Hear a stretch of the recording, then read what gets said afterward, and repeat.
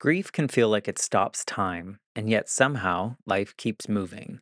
Cyra was just 16 when her world changed forever after the traumatic loss of her brother. What followed was not only years of pain and questioning, but also the beginning of a lifelong relationship with poetry as a tool for survival and healing. In this conversation, Cyra shares how writing became her medicine, how creativity opened space for forgiveness, and how her brother's presence continues to shape her life today.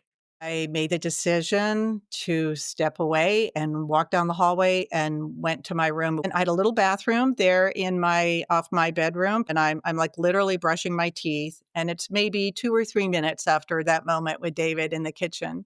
Suddenly, I can hear him screaming, and I know it's from pain. And I know he's outside my window, and I looked outside the window which had that blurry glass, and I could see orange, and I realized in that instant, "Oh, he is burning himself. He is not going to survive this. He is burning himself." And I turned and looked at the mirror, and this is where what I now understand was what I would call the threshold I'm moment. Makil Hooley, and this is The Life Shift, candid conversations about the pivotal moments that have changed lives forever.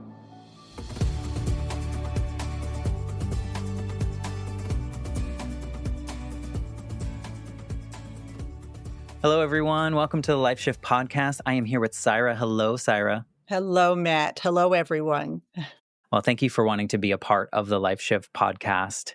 Basically, the Life Shift podcast is based on my own personal experience of having this really pivotal life shift moment when I was 8 and wondering if other people had these line in the sand moments. So when I was 8, my dad lived in Georgia and my mom and I lived in Massachusetts.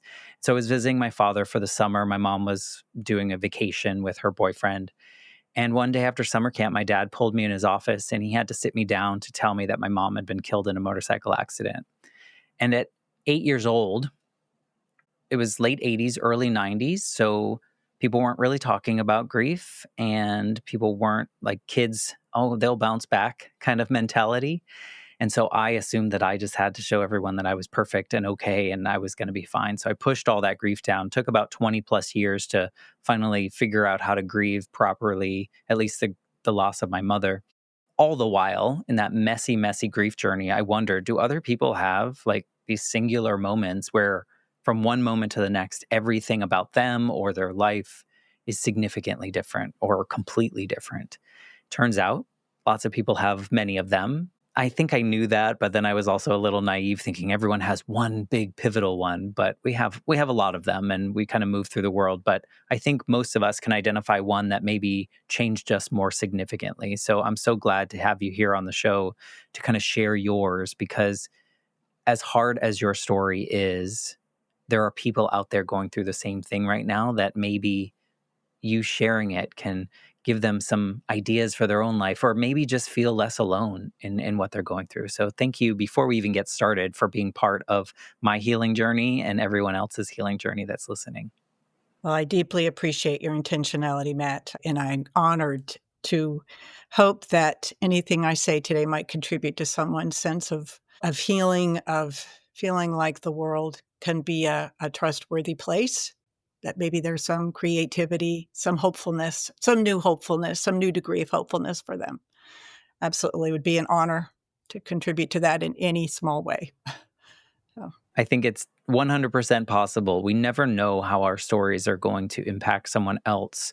I've really discovered over 220 episodes now of this power of story. And I think on the surface, it all makes sense, right? But I've seen it from so many angles of the power it gives the storyteller, the power it gives the person in conversation with the storyteller, and then just all the people listening, and then the ripple effect that happens from the people that have been changed by hearing story or engaging in that. So it's just such a pleasure. And I'm so like that 8-year old version of me would be lucky if he could hear these stories from other people and know that like okay, he wasn't the only person moving through the world with a dead mom, and it really felt like I was, even though I knew I wasn't. It just really felt very isolating. So I think we're going to do that today. yeah. Well, I admire what you are making out of your your grief journey and that sense of isolation that you had as an 8-year-old. That can be a pretty lonely, uncertain, scary place to be. So good for you to have persevered and be here and now see a transformational way to work with that. That takes intentionality and creativity and imagination and courage. Oh, thank you. And Vision. 20 years of a big mess and, Yes. and really challenging times. And I think it just teaches you, I think all those stumbles that I went through, I can reflect on now as how I have improved my life now that I can reflect on those and see why I was doing them and kind of make sense of all that and to not do it anymore. So thank you for that. So before we get into your story, your life shift moment story, can you tell us who Cyra is in 2025? Like, how do you show up in the world? How do you identify? And however you want to answer it is A-okay. Thank you. Thank you, Matt. So Cyra Dumitru. I live in San Antonio, Texas, and I'm sitting in what I call my writing room right here. That's my great grandmother, Bertha, right back there. So I feel pretty connected to generations of family. I'm 67 and have a lot of years kind of under my belt and a lot of reflection over a lot of life experiences. I work as a practitioner of poetic medicine here in San Antonio, which means a shorter version of that means that I use poetry as a healing tool to create safe spaces for other people to bring whatever is most deeply on their heart and mind or spirit in that moment.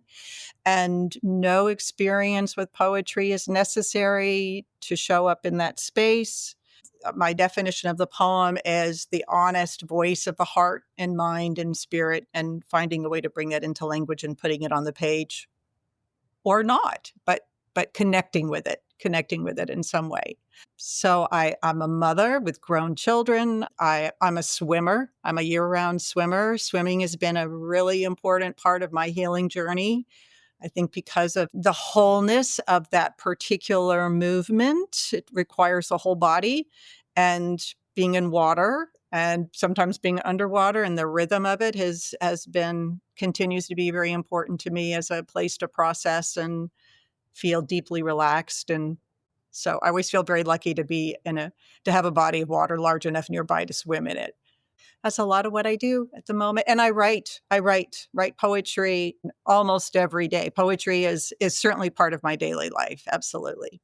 Yeah. Whether I'm reading it or writing it. Yeah. And you're a published author. I Don't forget am. that. Yes. I have some books of poems. Earlier this month, my memoir called Words Make a Way Through Fire, Healing from After My Brother's Suicide, which is formed from poetry and prose, was released. Yeah. Looks like Congrats. this. Yeah. Thank you. I know that's a lot of work and a lot of heart-centered work. And I would say my connection to language, my connection to poetry was very early. And then learning how to work with that, I guess, as a way of being and a way of expressing, and then I think understanding its many dimensions, and then how to offer those dimensions to other people so that it could benefit them. Absolutely. That has taken training and time and experience and learning. And I'm always learning something new. my first break that I had around 16 in the grief journey was due to writing. Like, I had to write something for a class assignment. It was like a narrative. It was the first time that I really wrote about the day my mom died and like down to the second. And it broke me, but I got so scared of what that felt like that I closed it back up and shoved it down for another 15 years or so.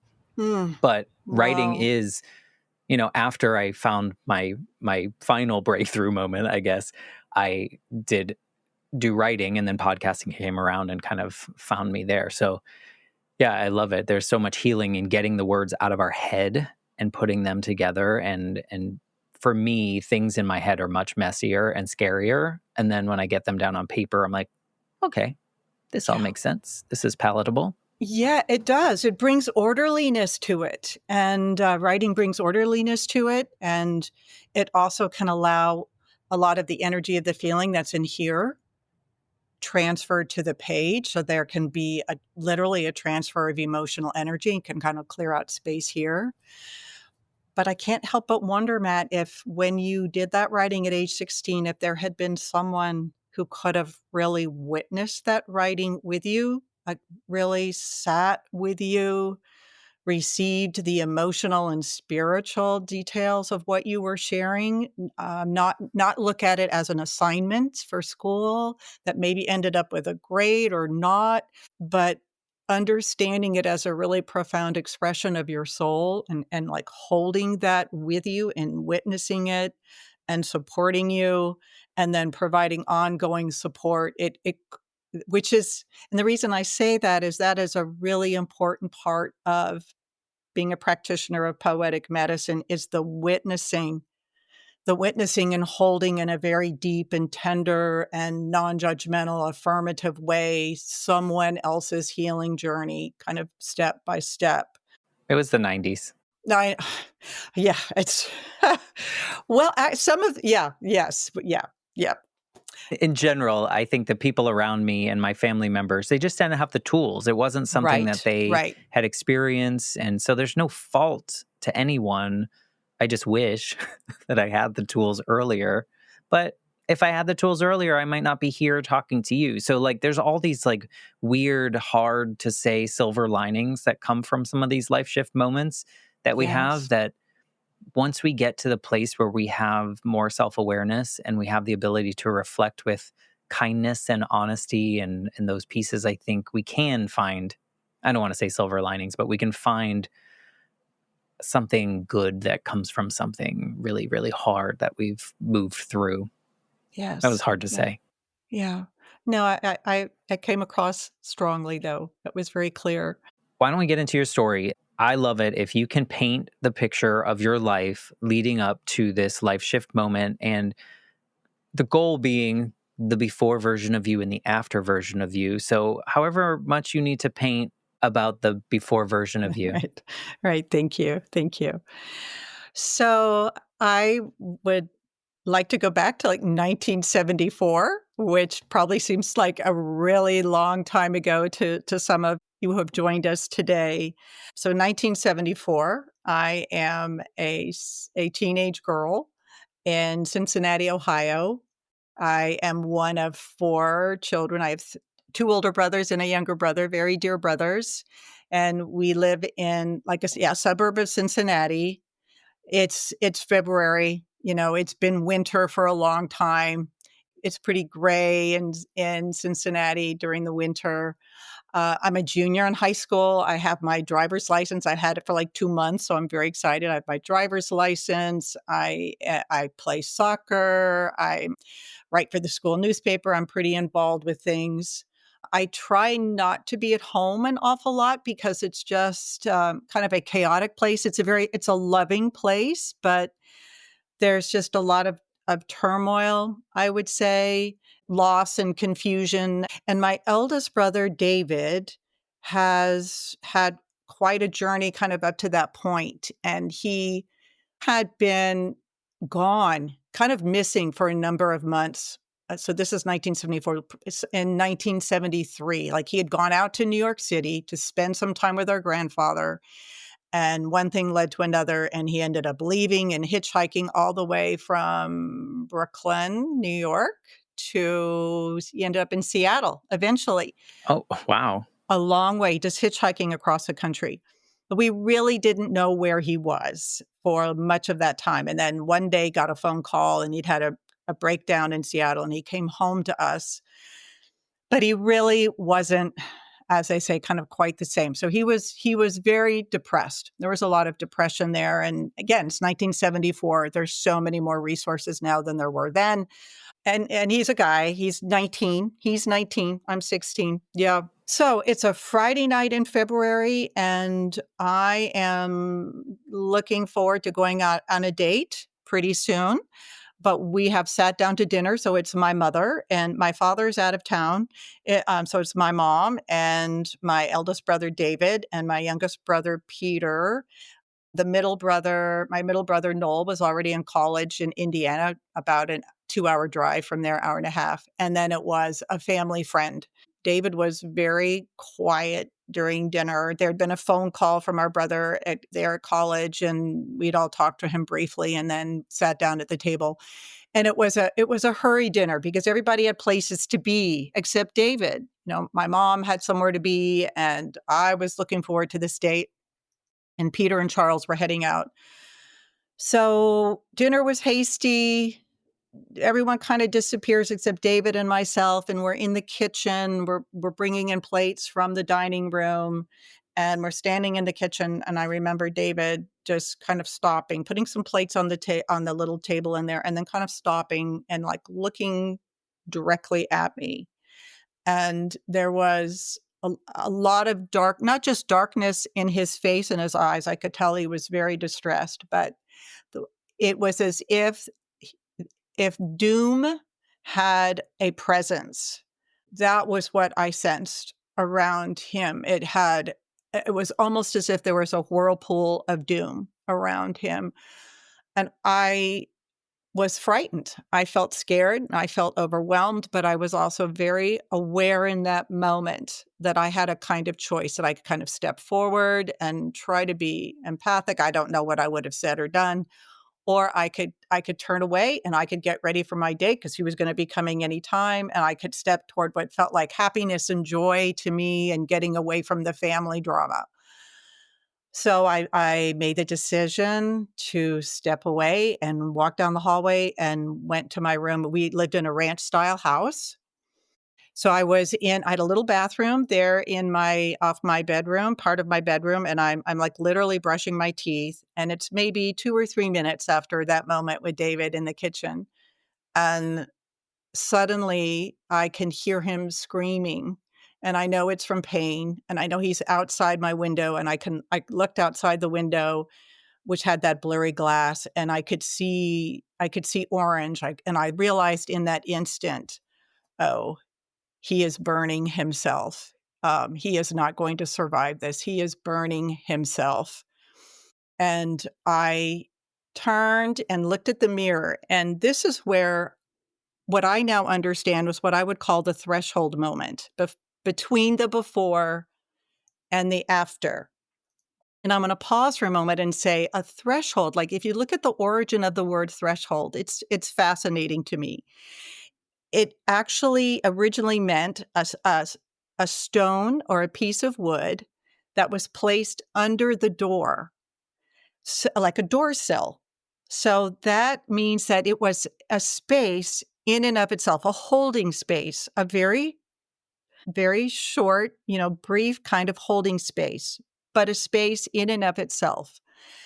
And in that half minute between my understanding what he had done and going outside to actually confront the moment itself and see him and hear him and smell him and be confronted by the trauma of it, I had a voice speak to me. And I'd not had something like this quite before. And this voice spoke to me by name. And the voice said, "Cyra, this is going to be very difficult for you, but you're going to need to go out there and do what you can for your brother. But some part of you is going to have to hide, and some part of you is going to have to go out there and face this. Someday, this will all circle back." And it changed that in a way, in and of itself, also changed everything. And because it was there in the present, it was with me. It was trying to really let me know that there was some presence that was there with me, and that this presence it felt to me as if it was making a promise about the future. It was a future I could not see in any shape or form at that point. But it also kind of touched upon the past in a way for just a moment, because maybe 3 mornings before that, I had had a dream. And in this dream, I saw my brother. We were standing out by the lane, but it was just the two of us. And he jumped on my bicycle and he rode straight into an oncoming car. And so I witnessed him harm himself in front of me in this dream. And I remember again in that half minute, that threshold time, I thought, oh, that dream was there to prepare me in some way for what I'm about to encounter as much as anything can. Like this in and of itself is just so strange, but now I need to go outside and do what I can. And of course, there really wasn't anything that I could do to make it better for David. Basically, I could speak to him briefly, and then I kind of ran in the house, and then I ran through the house to go get help, to run over to the neighbors, call for an ambulance, call for the fire department. I mean, it's not like there was a hose nearby for me to extinguish him. There was nothing that I could do to put the flames out. So I ran through the house, ambulance came, and yeah, they were able to. David was still alive. When I came back into the house, he had managed to extinguish the flames in my bathroom and then had gone down the hallway. And I was able to speak to him and, tell him I loved him. And then he was taken away by the ambulance came, wrapped him up. And eventually most of my family we joined up with each other in the burn unit there at the University of Cincinnati. And he survived a few hours and then he died. He died of his wounds. We had a memorial service. He died Saturday morning. We had a memorial service for him on Sunday, and everyone went back about their business on Monday. My younger brother and I went back to high school, and Mom went back to teaching high school at another high school, and Noel went back to college, and we were all just stunned and shocked and just profound shock for a long, long time. So the aftermath of that has in a lot of ways been the rest of my life and what I would call a lot of turning points. I'm so sorry that one for your loss, because that's a big loss of just a sibling. But there's another layer to having witnessed that. And then also, don't mean to put any kind of feelings on you or with you, but I feel if I had to go out there and there was nothing I could really do besides call, or I feel like I would assume some kind of feelings about that. And then the time period, it probably didn't allow for as much maybe grieving and active grieving that you all needed. So we just go back to our normal routine and kind of like live as much as we can in a normal way because we don't want more attention to us. Did all of that feel like it was that way for you? Yes, I would say so. I would add to that. I think my deepest I think even deeper than that helplessness that you spoke about, not being able to do anything for him, even deeper than that was the question I had to myself, am I somehow responsible for this because of the decision that I made in the kitchen In the kitchen. to not step forward, to step away? And I struggled with that one for a long, long time. And eventually I was able to really forgive that 16-year-old girl. Like, of course, she was overwhelmed by that. Of course, she wanted to She's go going on on a that date. date. Yes. And I will regret that moment always, but I forgive myself. I understand why I made that decision. And I would say, I think it has motivated me all the more through the years to listen, to take the time and listen and to be present for other people as best I can while taking care of myself in that moment too. But it truly as best I can, and to choose empathy as best I can, and to educate myself more as to how to be in a moment like that with someone. And before I forget, if I may, because I feel this is Yes. really important, we're talking about such a sensitive subject. Suicide is just a sensitive subject. And if anyone is listening in this particular moment who is concerned about someone else wondering whether or not that might be part of what's on their mind. There is really good help out there that was not years ago. And there is a phone number that you can call, 988 988 24/7 at any time of day. It's a suicide crisis line that is always staffed, and it's available to help someone who is thinking about suicide and can really talk folks away from that. It's extremely successful. Or if you're someone who's really concerned about somebody else. So 988, very easy to remember. And there's also an organization called the American Federation for the Prevention of Suicide. You can go online, and if you are someone who's had the unfortunate experience of losing a loved one to suicide, there are support groups around the country for survivors of suicide loss, and that's a place where you can find out more about what might be available in your own community. I appreciate that resource. I think it's important. I think it's something that definitely wasn't on anyone's mind at this time in your life when you were in the 70s. It wasn't really things people would talk about. There was such a taboo or a shame that families unnecessarily took on if someone in their life died by suicide.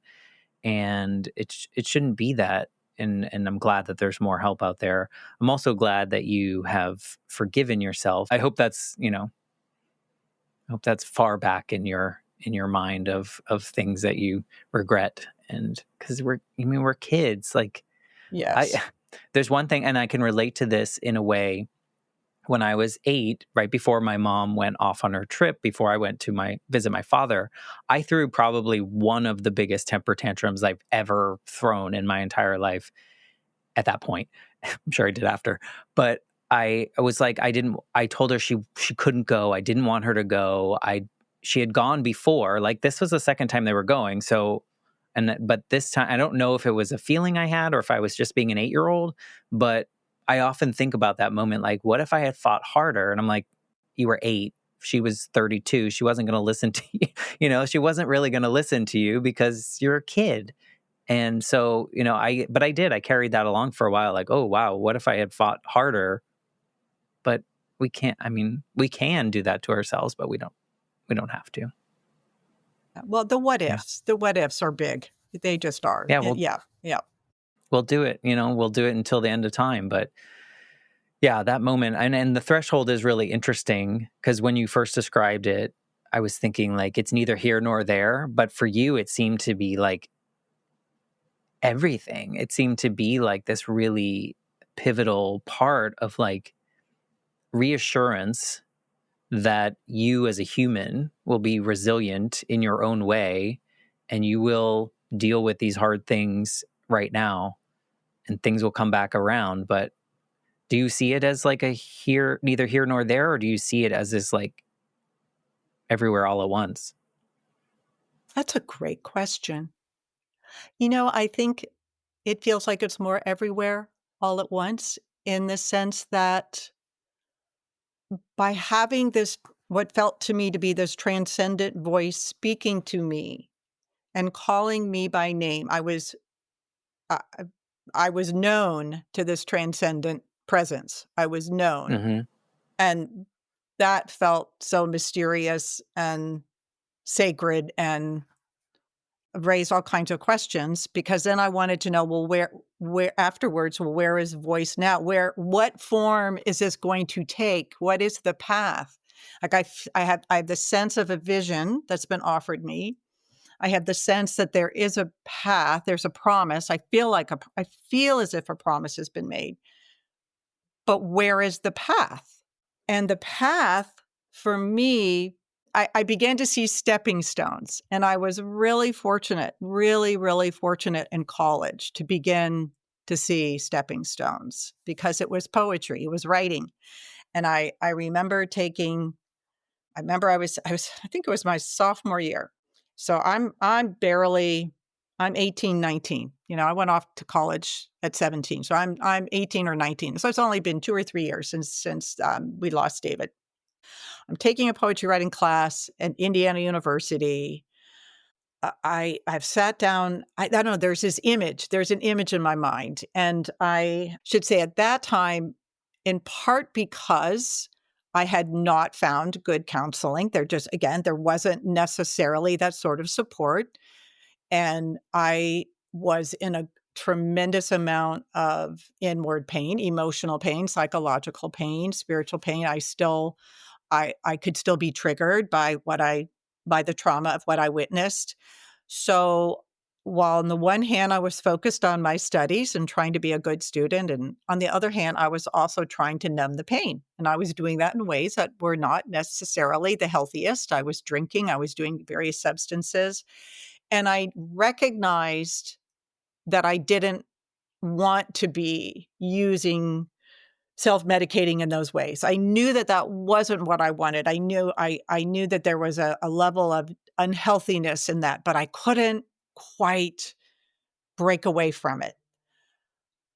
So I'm struggling. There's part of me that's successful and there's part of me that is really struggling, and that struggling part of me feels like there's this huge octopus inside of me with all these tentacles of all these feelings of shock, of horror, of confusion, it was even hard to get to the grief, questions about responsibility, anger, all of that. And it was totally unprocessed. And it constricted my breathing, it constricted my gut, but I didn't necessarily have a name for all those tentacles. I just felt it. I had a poem I was supposed to do for class, and suddenly I had this image of waking up and seeing my head on the wall across from me. And I wrote a poem. I wrote a poem called The Faceless Day. And this poem, on the one hand, is very playful because it's about having a conversation with my head. But okay, well, how do you have a conversation with your head if your head is detached from your body? So I thought that was kind of amusing. But I also realized in this conversation that there was a profound disconnect, that I was telling myself through the poem.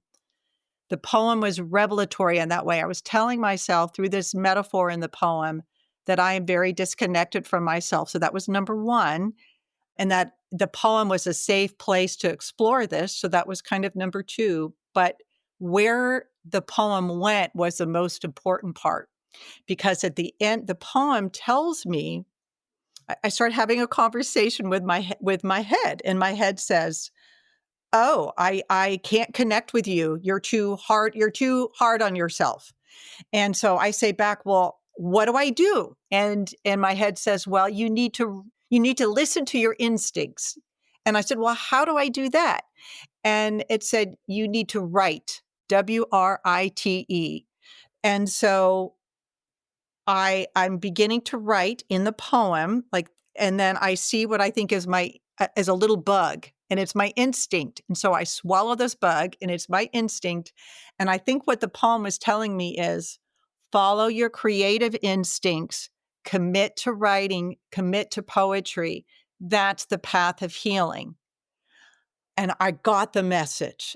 I came away from that poem just astounded by the whole thing, by everything. And I began to take steps in my life to turn, you know, I guess that was a life shift as well. That was a life shift, Yeah. writing that poem. It was a kind of intervention. So I, I, over time, got a handle on my self-medication. And first thing I think I did was really just commit to the writing and take it very seriously and continue to take it seriously. And truly, poem by poem, it just helped me find a language, a vocabulary for my confusion, a vocabulary for how this trauma felt in my body and my spirit.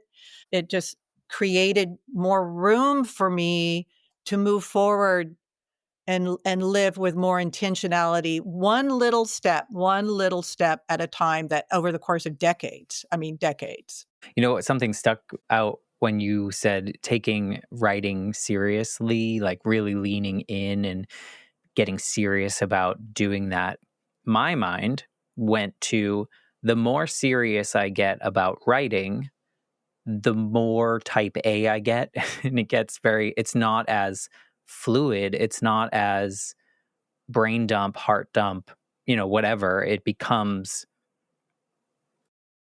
too structured. It becomes too like back to that assignment kind of feel where so it was interesting that triggered me going, "Oh, I feel like if I got serious about it, it might be worse for me." Uh-huh. Because I don't and also I didn't have this drive to be this or that related to writing. It was really just a bloodletting, if you will, like kind of a I would write when everything started to bubble up and then I would Yes. write something. Yes, which is a great time to write too. That's cathartic, and that's Mhm. one of the ways in which writing is healing. So, yeah, I think but you were listening to yourself though, Matt, and I think that you were listening to your instinct in that moment to write and let some of that steam out through the words. For sure. And you know what else I've noticed too is, I mean, that's such a power of story for you of how getting everything out in that way in a serious way kind of helped you heal parts of you, maybe not all the way, and maybe you needed other things to kind of weave in, but there's so much power in that story. For me, what happened is when I got to after I found therapy, like in my 30s, and trying to figure that out, triggered by a work issue, but then we got into the mom stuff.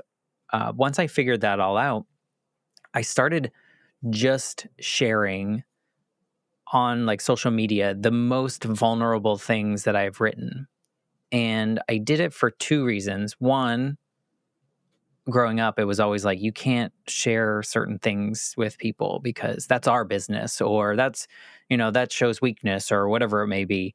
And then secondly, is I knew that I wasn't the only one feeling that way. And so I would just share it, whether it made me look good, bad, or indifferent. And I would hear from people behind the scenes saying, "Hey, I can't share this out loud, but I connected with this so much, and here's kind of my journey." And so I just found how much power there was, one, to get it out, but then to share it with people and not care what other people thinks, but then also hear that it affected other people. Did you share your stuff? Were you making that public for people, or was this more of an internal kind of writing healing journey for you? It's been both. I share it a lot now. Certainly when I'm writing a poem, I'm not thinking about and I'm certainly not thinking about an audience, in that way. It is me and whatever the spirit is bubbling up, whatever my body is telling me, because so much language comes through, so much language and poetry really is the body's knowing, the body's awareness, and I think that also brings the soul along as well. I think they're extremely connected. But I'm finding that in a lot of ways, the more that I'm kind of sharing the depth of this story with other people, that people are sharing more of their story with me around their version of voice, which I think is really, really interesting. So the voice that spoke to me in the mirror and kind of in my head at the same time, I call voice with a capital V. And that's part of what I trace. So the memoir, I mean, the book is actually real tracing my healing journey over the decades. And so like the first half is my telling the story of how I came to understand writing as healer for me and how I came to commit to it and kind of the stages and the phases of that, like going to graduate school and studying poetry writing, and then writing more and more about my experience of living with this loss. I did get counseling along the way and how that shifted things for me as well. I was able to get past the trauma of witnessing David's death and then start regaining memories that I shared with him while he was alive. And then I felt the need to write down as many stories I could remember about David because I wanted to recreate him for myself. And so that's kind of and then I became curious, Matt, about, well, why is a poem healing? Like why, as I'm writing this poem, do I feel new expansiveness in myself? I feel my body relaxing. I feel my spirit expanding. What is it about the poem that's so healing? What is it about this poem? So I started analyzing that, becoming curious. And then like the second part of the book is more about, now that I understand writing is healing for myself, and I now have a practice of writing as as healing for me that's been sustained for several decades at that point. And yes, there's some collections of poems that evolved out of that. But now it's using this to help other people heal. And then it's watching how voice shows up, all the different times that voice, because there are a few other times in my life where voice speaks directly to me, gives me a very clear message.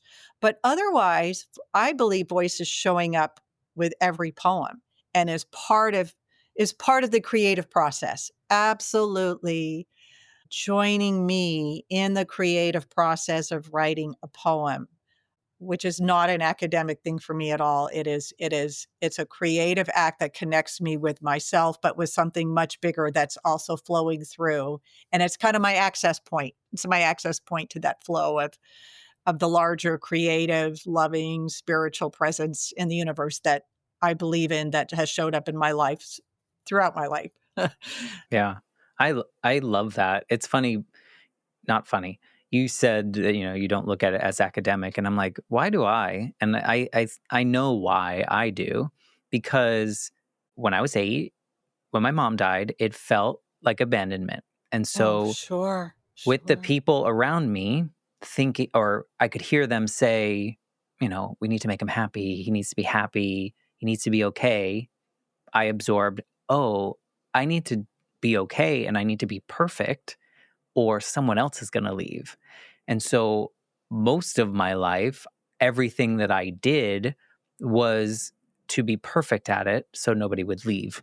I don't think they ever would have left, but my tiny little brain thought, okay, if you're not perfect here, if you don't follow the rules to a T, someone's going to leave. And so it was a lot of that fear of abandonment until I was in my 30s when I kind of got a hold of it. And it's still there because how can it not be for 30 years? Like how does that not embed itself in the way you go? And so I think that's why my mind thinks, okay, if I was trying to be quote unquote serious about writing, it would become like an academic process for me, which is so Another interesting. place And where I you love have that. to be perfect, kind of Right. another place where you Yeah, have to be perfect. Yeah, yeah, exactly. yeah. And maybe that's why I like to write in all caps. Maybe that's why now, maybe that's why Uh-huh. I like don't use like when I do like a little poetry kind of thing, I don't use like punctuation in places that I should. So maybe that's me rebelling now here in my as I get older. I Or don't know. finding some freedom. That Yeah. sounds like freedom. You're doing it your way. I was thinking what's funny to me, just the concept of the idea that we can write or you can write a poem and it creates this expansiveness, this space, this new learning about yourself, yet it came out of you. So it's like, was it always in there? And we had it and we're letting it out in this way. I mean, I guess with you, you say that voice writes with you, but what do you think about that? Does that seem fascinating to you that it comes out of you, yet it still can help you grow? Oh, absolutely. Yes, yes. That transformative aspect of it that I think is part of any creative process. I love that.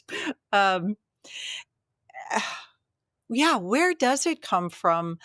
I just know that the more I can listen inwardly, the more the more it's there. It's like permission to let it out, I think it's maybe? for me, I think it's more permission to receive it. And and by receive I mean both. I think it's tapping into both my own memories and both what my body knows, what my unconscious mind knows that my conscious mind might not know yet. So I think it's both allowing the conscious mind to speak more to the conscious mind. So for my mindful mind to receive what my paying attention mind beneath the surface has been gathering up for me. So it's kind of a reservoir. I think there is a reservoir inside of us. Yes, I do. But I also do feel like there is this just larger creative presence that is generally in the atmosphere and in the world. I mean, some people might call it their muse. I don't know. That's fine. Call it a muse Right. if that's helpful. That language has just never particularly worked for me. But I do feel like there are ideas that come through poems that I'm receiving that maybe some other intelligence has imagined, and I'm available and it's offering it up. It's mysterious. So there is definitely this wonderful mysterious aspect to it. And then I also believe, Matt, that the more that I read other people's poetry, I'm receiving their mysteriousness as well, and their relationship to the creative source. So I think there are energies and ideas from other people's poems that are probably entering into my own reservoir and coming out its own way that's more Cyra's way than their way. So I'm adding to it. I feel like I'm adding to it all the time by paying attention, by reading other poems, by feeling, by being intentionally open to the larger creative force and paying and noticing beauty, like really noticing the natural beauty of the world and allowing that to inform me at all times. Well, as best I can, as best I can, because, there are times Because when you're I'm just human. not very aware.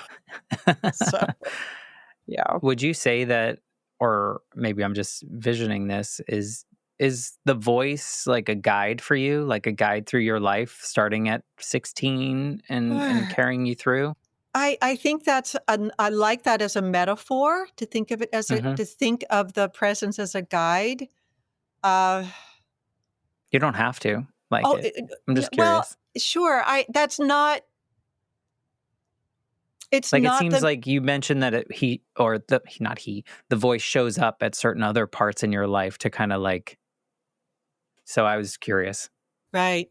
It's not guide is not the word that I've naturally come to. As a metaphor that you're speaking, and I could imagine if it's helpful to someone else to understand my experience of voice as guide, that's absolutely an appropriate metaphor, I guess I would say.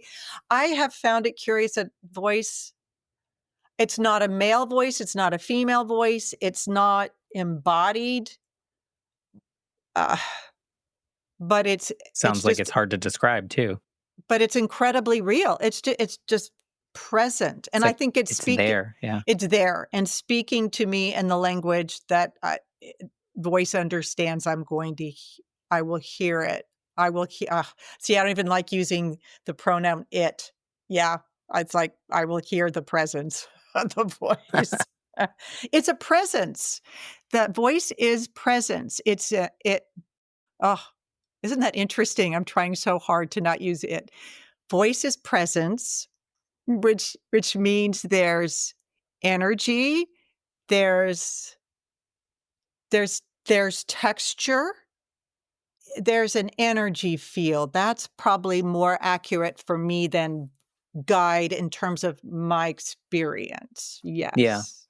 And part of me was thinking guide and like that it drops in when maybe needed to kind of make sure that you're seeing, and I used it, sorry, but that you're seeing the path that you needed to follow, the stepping stone, the next stone, whatever that might be. Because I think a Yes, lot of yes. people have something similar and maybe not, Hmm. it's their own. Like you can't, Exactly. it's Yes. hard to Yes. describe. Yes. Before I have you like read one of your poems, I would love to ask you, if 2025, Cyra, if you could talk to the Cyra right after Oh. you Mm. heard voice for the first time and you're walking out into the lawn to do what you know needs to be done, is there anything you would want to say to her? Oh, wow. Oh. Hmm.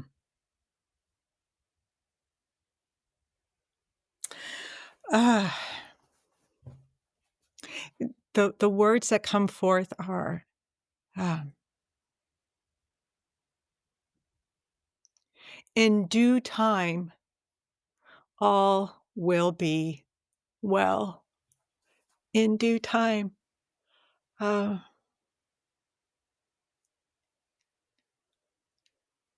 and love will always be there. Healing will come. Uh, and I would I do believe David is at peace now. I hope, I hope so. Hmm. I Yeah. believe that. Um, and perhaps I would add that the pain and the suffering for you speaking to me and your family and David, there will be so much meaning. You will find so much meaning in this, and this journey of struggle will be gradual, but it will be worthwhile. Yeah. Yeah. Yeah. Yeah. I think Wow. it's important to think of those versions of us that maybe we had judgments about at some point in our lives, or we thought, I mean, in that moment, how could you imagine anything beyond that moment, right? Like you Right. just feel like, Right. how do you do this? And what's Yeah. interesting is I ask a similar question on every episode, and most of the time our answers are very similar to what you said, maybe not as poetic, but a lot of people respond with like, it's going to be okay. And none of us in that moment believe it, Yeah. because it's Right. like, Right. how could it be? And so what that Exactly. just tells Yeah. me of like hearing all these beautiful stories of hard moments, positive moments, all the things, is how resilient we are as like just human beings, and the things that we can go through, work with, figure out, walk with, whatever that may be. It's like so resilient in this experience as a human, and things we didn't even think we could do. Yes. Yes. Yes. I agree. I find that miraculous. I would add to that the importance of support, Mm, the importance of people who love us, who will hold space with us, who will listen, who will not judge, who will walk with your us. tribe. Your tribe, yes, yes.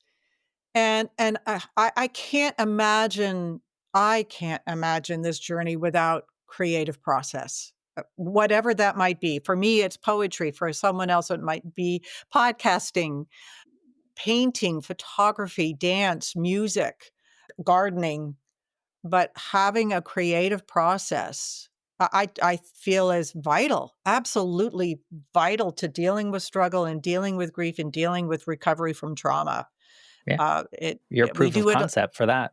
Yeah, we do it a layer at a t I've done it, I believe, therefore, I believe we do it a layer at a time. We heal a layer Hmm. at a time, but we can with support and creativity and time, practice, all of that, yeah. Yeah. Well, I appreciate your story. Maybe to close us out here, you can introduce us a little to your book by sharing one of your poems, and Oh, then tell us about sure, your book so people sure. could find it. And we'll obviously have links and stuff like that, but I'll let you do Thank that you. Thank first. you, thank you.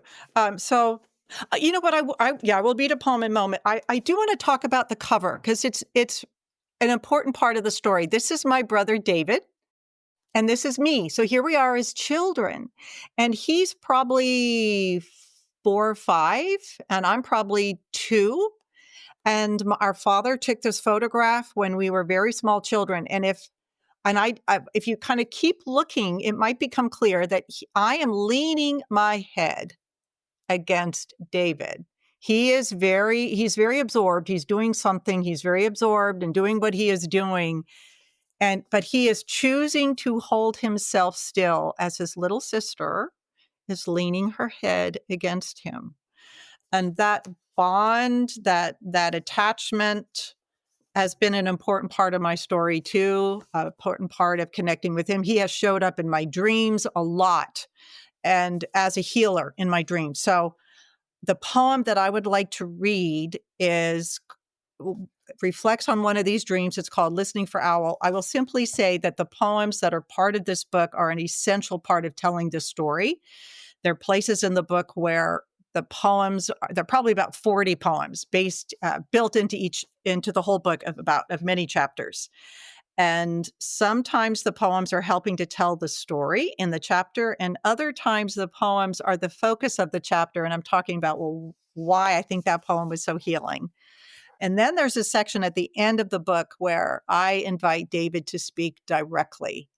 And it's an extended monologue where he is I'm imagining what he would say in those moments, that threshold time between his mortal wounding, but before he dies, and what he's reflecting upon. This is almost at the very end of the book. It's called Listening for Owl. I can't explain what happened or why. Don't know what it signifies or whether it changes anything or not. I only know that I had been missing the great horned owl hunting our neighborhood. It had been months since his rhythmic call had rippled through the dark, pierced my sleep, and winged me to the realm between flesh and shadow, where reunions between the breathing and the buried take place inside of dreams. I only know that my brother, long dead, filled me with his being. The shoreline of his gaze wove seaweed strands and infinite tides around me. His hand lightly brushed my back as if to prove his presence. My skin still quivers at this surprising touch. All these years, and still we recognize each other. Memory pulses across thresholds in the knowing song of owl vanishing now in this dawn, while the space inside me that held my brother's form is still warm. It's beautiful. Thank you. How does it make you feel when you read those? Oh, I really love reading this poem because it comes from a fairly recent dream, like perhaps a year ago, and David's presence in my dream was so profoundly real and loving, and it makes me feel very, very close to him and loving him and feeling loved from him and grateful for my relationship with him, profoundly grateful for my relationship with him. Yeah, to be That's a great. sister. Yeah. Thank you. No, I love that you've carried him with you through all these years and the ups and the downs and the creative outlets and everything. It's a beautiful tribute to David. Thank If you. people are Thank you so interested much. in checking out your book and your other books, what's the best way people can find you, tell you their story, tell you how much your story resonated with them? Sure. Well, the book itself, Words Make Your Way Through Fire, you should be able to get from any bookstore. You might be able to order. You might need to order it. You can get it on Amazon, but I really, really encourage people ordering books from their local independent bookstore. Let's support our local independent bookstores. I do have a website. It's Cyra Sweet Dumitru. Yes, cyrasweetdumitru.com. I just stop and think about it. Yes. On that website, I talk about poetic medicine, writing is healing. I talk about the other books, and there's a way that you can contact me there. My email is there, and you can reach me there. Yes, yes. Awesome. So Well, we'll make all those links easily accessible in the show notes for this episode, so people can just click on them and get to where they need to go. I think I'll point them to your website mostly, so then maybe they can see the name of your book and then order from their local bookstore instead of sending them an right. Amazon link. Yes, totally support that idea. Yes, yes, yes, Awesome. yes. Well, thank you for Thank coming you. on this candid conversation journey with me and talking about your life in this way. It's been really meaningful, and every conversation that I have, including this one, feels like a little piece of healing that I didn't know I still needed. So thank you for that. Oh, thank you, Matt. Just again, thank you for this opportunity, and good to be with you, and just blessings upon your ongoing healing. And for everyone who is listening, may your healing grow as well. Yes. That's what we Thank you. hope. We want to build a community of people that feel confident in sharing their stories with anyone around them so that they don't feel alone in their circumstances. Because most likely, even though we feel it in the moment, we're not the only ones to feel the way we are feeling. And so, having that community of people we can talk even the silly things with, or what we think are silly things, are so important. So, find your community, find your tribe. They're going to help you through it. But I'm going to say thank you again, Cyra, and I will be back next week with a brand new episode. Everyone, thank you for being a part of this journey with me. Thank you. Thank you.